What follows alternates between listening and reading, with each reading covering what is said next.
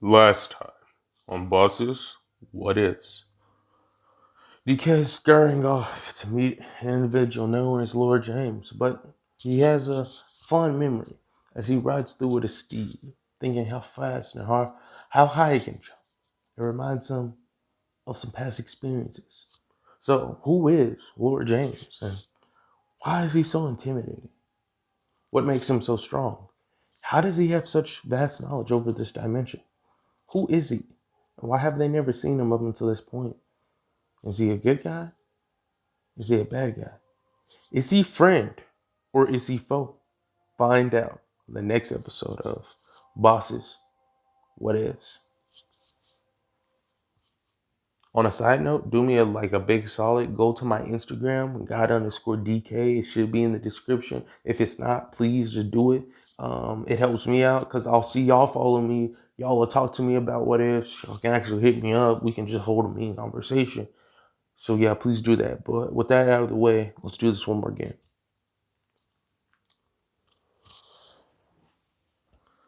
Charles and DK were at a loss here. They knew this dude might have been trouble, but nonetheless, they needed a way out. They ran out of materials fighting the end dragon. They used all their resources, maliciously scared, tired and bruised and battered, barely able to defeat the beast, barely having a diamond sword, but that broke during a fight. So they asked this dude for aid, and everything comes with a price, especially here.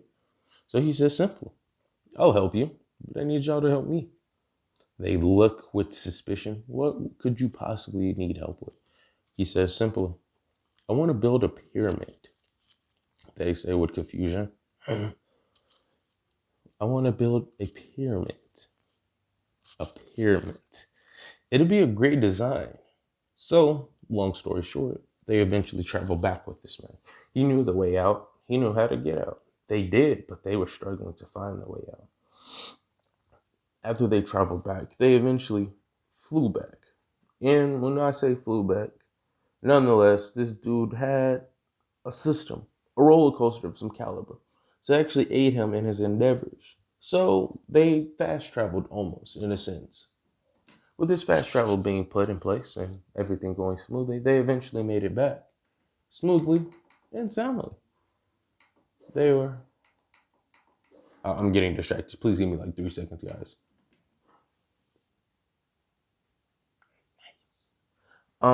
They made it back. And they did what they needed to do. So they kept it moving. They scurried off.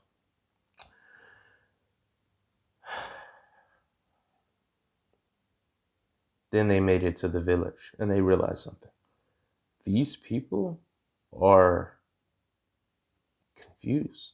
He looks around seeing villagers trapped in their own houses, encaged. He's confuzzled. Why would he do this to people? He looks at the animals and sees them bunched up in weird contraptions. The second they grow of height, they die and be burnt in and be turned into food. He's confused. Is this wrong? Is this right?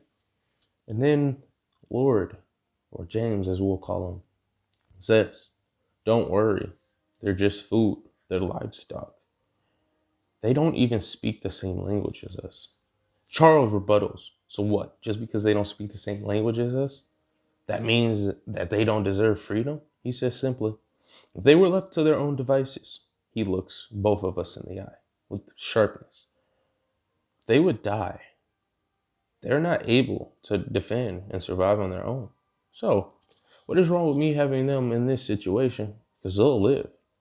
And they'll live, maybe not comfortably, but they'll live, they'll survive, and they'll thrive. Because without me, when it turns night, one of them get affected. We know that they're the highest at risk when zombies come through, because they can get infected. Plus, they're entitled and thankful to me, because I've saved numerous amounts of them from zombies. I've cured them with remedies. DK and Charles shocked because they've known in their attempts and their journeys that they've never been able to turn a zombie or a village zombie back into a villager. This is preposterous. This is ludicrous. But they thought, they remember they read some lore about this. They remember something. Something about this. It sounds familiar. It sounds like the truth. But no matter. They realize this dude couldn't be all evil because he's not wrong. They've lost many villagers due to their own stupidity, walking off mountains, going into lava. So maybe, just maybe, he might have a point.